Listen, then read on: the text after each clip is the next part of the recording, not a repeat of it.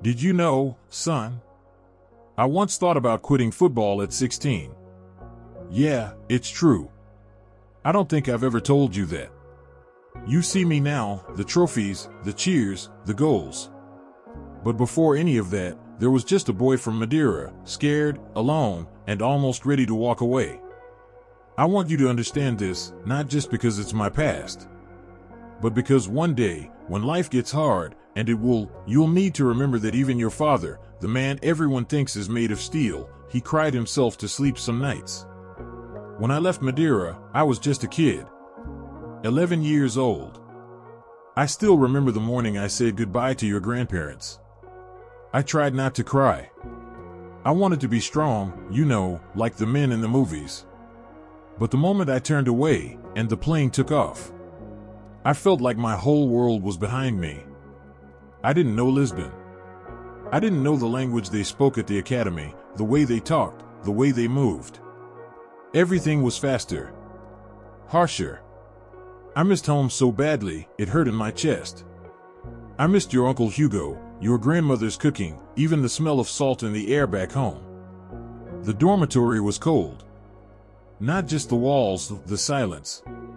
Some nights I couldn't sleep. Some nights I didn't eat. And then there were the whispers from other boys. Who's this island kid? He talks funny. He's too skinny.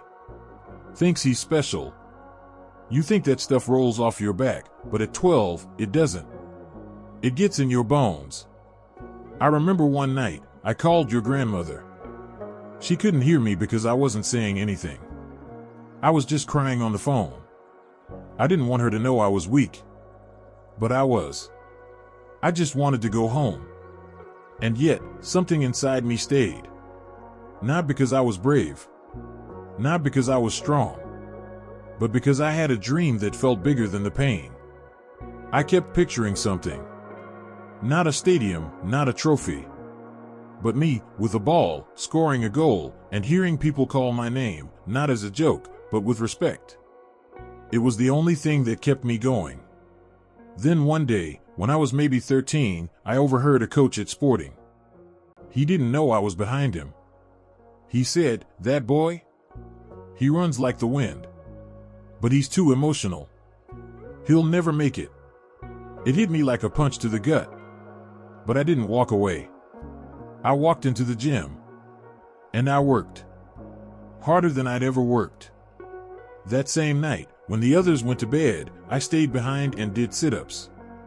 Not because I had to. Because I had something to prove. Not to him. To myself. That was the first time I truly understood what it meant to suffer for something you love. It's easy to love football when you're winning.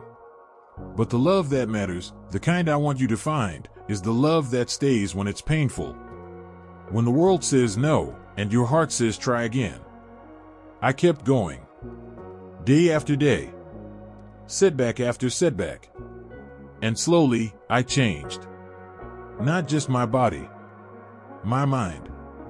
I started to believe I belonged. Not because anyone told me I did, but because I stopped needing them to. Son, when you grow up as the underdog, there are two voices inside you. One that whispers, "You're not enough." And another that says, "Just wait, they'll see."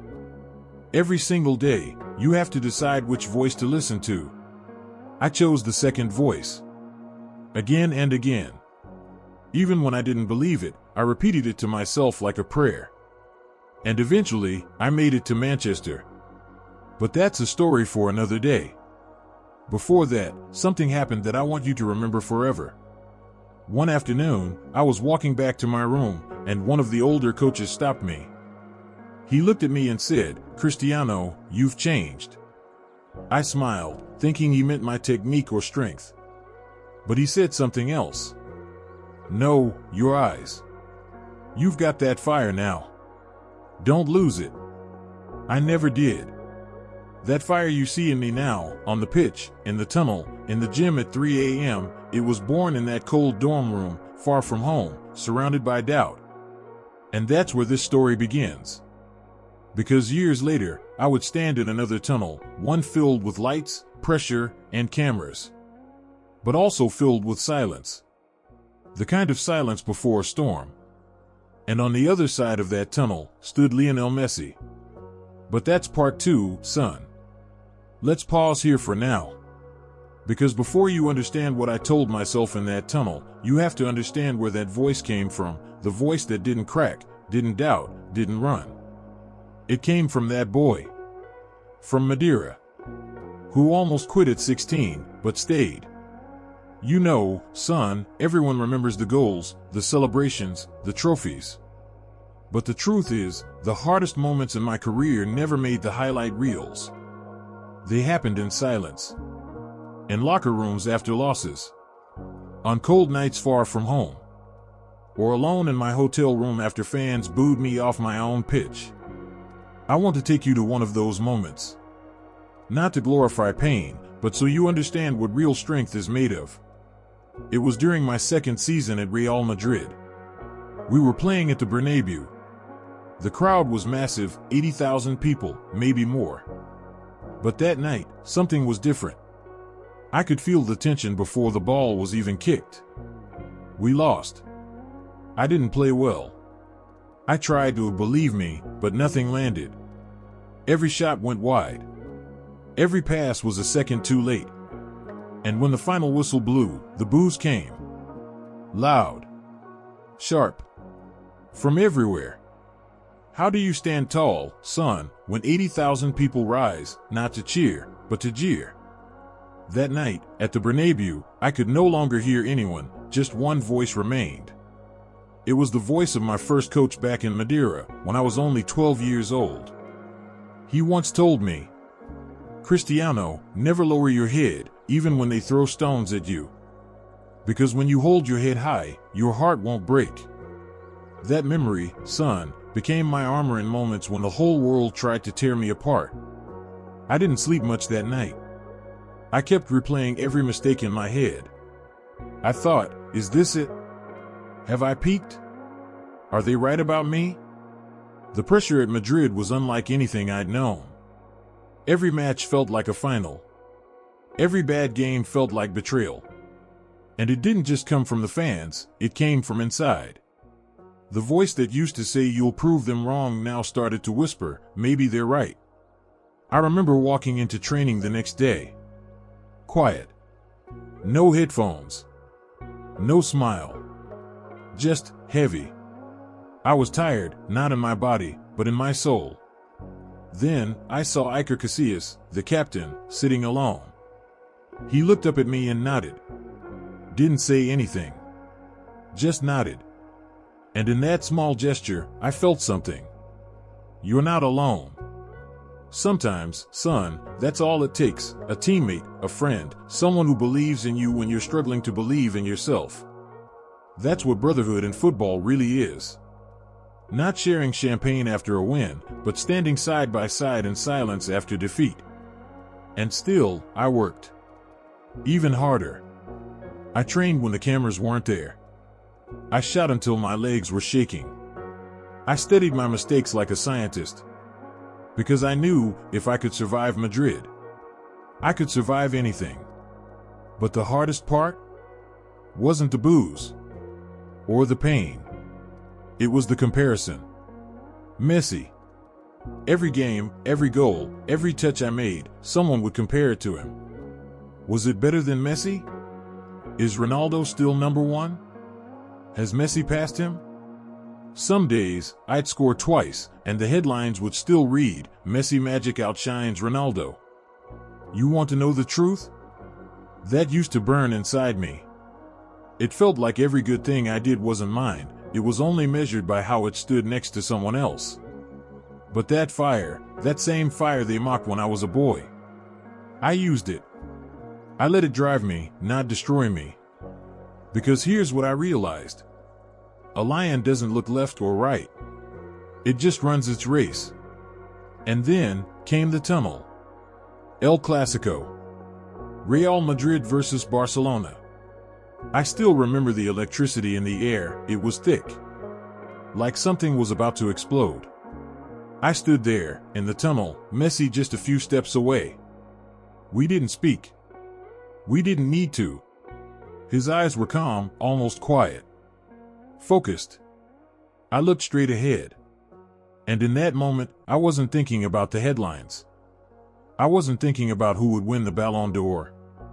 I wasn't even thinking about Messi. I was thinking about you. What kind of man do I want my son to see on the pitch tonight? Not the fastest. Not the most famous.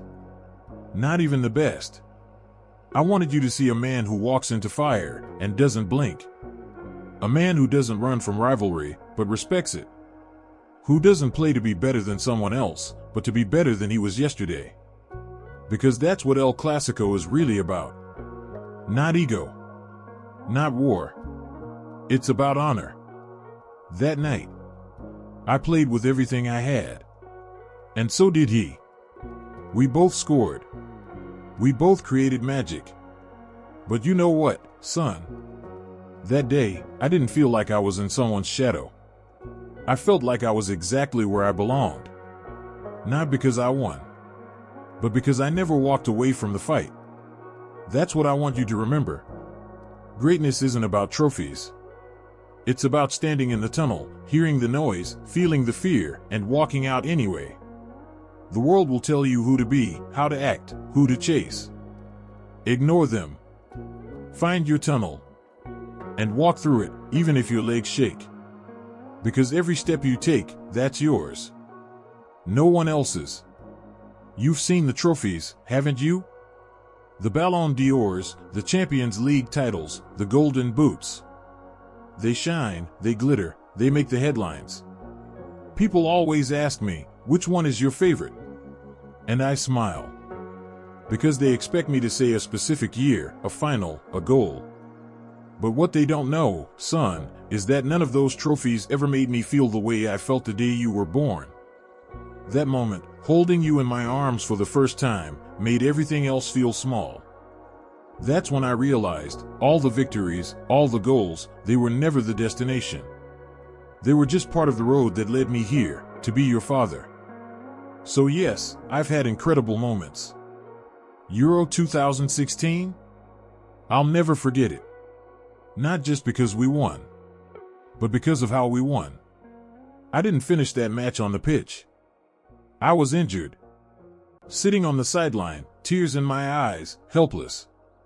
I had dreamed of lifting that trophy for Portugal my entire life, but I couldn't even play the full final. You know what that taught me? That leadership isn't always about scoring the winning goal. Sometimes, it's about standing on the sidelines, screaming with every fiber in your body, willing your team to fight when you no longer can. That night, when we lifted the trophy, I wasn't the hero. We were. That lesson, I carry with me every day. You don't need to do it all alone to be strong. There were other moments, too, the bicycle kick against Juventus, the comeback against Atletico, the finals in the cold, the pressure of knowing millions were watching, hoping, judging. But I don't tell you this to impress you. I tell you because I want you to understand what those moments cost. The price wasn't money. It was time. Time away from your grandma. From my brother. From the people I love. I missed birthdays. I missed holidays. I missed hearing your first words because I was playing in a qualifier in Serbia. That's the truth no one tells you when they talk about greatness. It gives you everything, but it takes, too. And you have to ask yourself, every day, is it worth it? For me, it was. Not because of the glory, but because of the man it made me become. Discipline, son, that's one word I want you to remember. It's not about being perfect. It's about doing the right thing, especially when no one is watching. It's waking up early when you'd rather sleep. Eating clean when others indulge. Saying no when everything around you says yes. There were days I didn't want to train. Days I didn't feel strong. But I showed up. I always showed up. And that's what made the difference. Do you remember that time you lost a match and came home angry, throwing your boots on the floor? I didn't say much then. But now, I will. You learn more from defeat than you ever will from victory. Because victory doesn't ask questions. Defeat does. It asks, why did you lose? Did you prepare enough? Did you give your heart? Did you let pressure speak louder than your passion? Don't fear those questions, son. Sit with them. Let them shape you. There's something else I need you to know. The world, especially this world, the one with lights and fame and followers, will try to make you forget who you are. It will put you on a pedestal one day and drag you down the next. You must never let applause define you. And never let criticism destroy you. I learned that the hard way. I've been adored. And I've been hated. I've been called a hero. And a villain.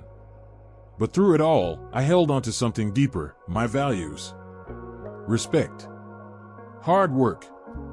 Loyalty. Faith. These are the medals no one sees, but they're the ones I want to pass on to you. When I was young, I thought being a man meant never crying. Never showing weakness. But as I grew older, I realized real strength is vulnerability. Real courage is being open.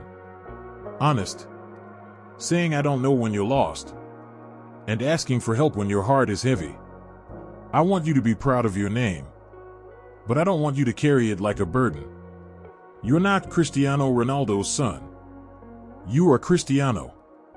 Your own man. Your own soul. Write your own story. Whether it's football, or music, or painting, or building a life far from stadiums, I'll be proud. As long as you give it your all. As long as you live with purpose, with kindness, with hunger. And if you ever fall, good. Because football taught me how to score. But falling down taught me how to live. That's what I want you to carry, long after my boots are hung up. Let them remember me as the man who gave his all, every time. But let you become the man who gives his all, in every part of life. Because the world doesn't need another Ronaldo. It needs you. Do you remember what I told you when you asked me, Dad, what did you say to yourself in the tunnel, when you faced Messi? You were young. I think you just wanted to know if I was nervous, or if I had some secret routine, like a magic trick before big matches. But I didn't answer properly then. Maybe I wasn't ready to tell you the real answer. Maybe I was still learning it myself. But now, I want you to know. What I told myself in that tunnel was this. You've already won. Not the match. Not the duel with Messi. Not the title. No, something far more important. I had already won, because I had kept my promise to the boy from Madeira. The boy who slept alone at 12. Who ran until his lungs burned. Who cried in silence and still showed up the next day. Who turned every doubt into fuel. Who chose discipline over comfort. And belief over fear. That boy had made it, not just onto the pitch, but into the man I had become. And in that tunnel, with Messi standing across from me, the greatest rival I would ever know, I felt peace. Not because I wanted to beat him, but because I had come to respect him. He pushed me. And I pushed him. And together, we showed the world what greatness could look like, when it's built not on hatred, but on obsession. Not on envy, but evolution. You don't have to hate your rivals, son. You have to outgrow them. Compete with honor. Respect with strength. And always, always, look them in the eye.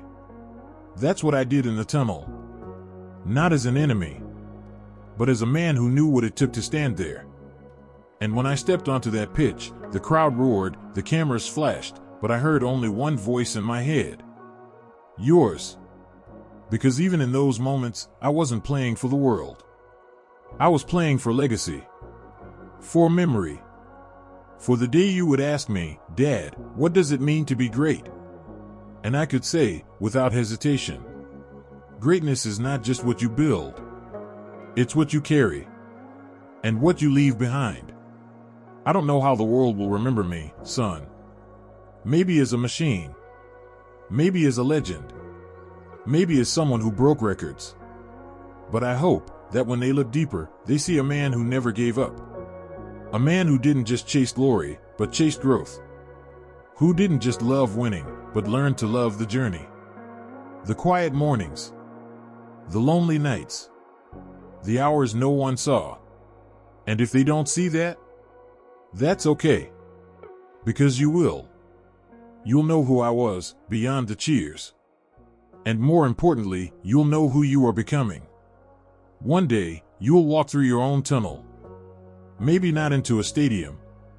Maybe into a job interview, or a challenge, or a room where you're unsure if you belong. And I won't be there to hold your hand. But I want you to remember this. Your worth is not measured by applause. It's measured by how you treat others when no one is watching. By how many times you get back up after the world knocks you down. By the fire in your heart, not the number on your shirt. And if you ever doubt yourself, if the voice gets loud again and fear creeps in, I want you to do what I did. Stand tall. Take a breath. And say to yourself, I've already won. Because I never gave up on who I am. Then take that step. Whatever comes after, win or lose, you'll already be victorious. Because the game of life isn't about goals or trophies. It's about becoming the kind of man who, years from now, can look his own son in the eye and say, I gave everything. I stayed true. And I walked through every tunnel, not as someone else's shadow, but as myself. That, my son, is legacy. That is what I leave to you. Now go, not to be like me, but to become something even greater. Yourself.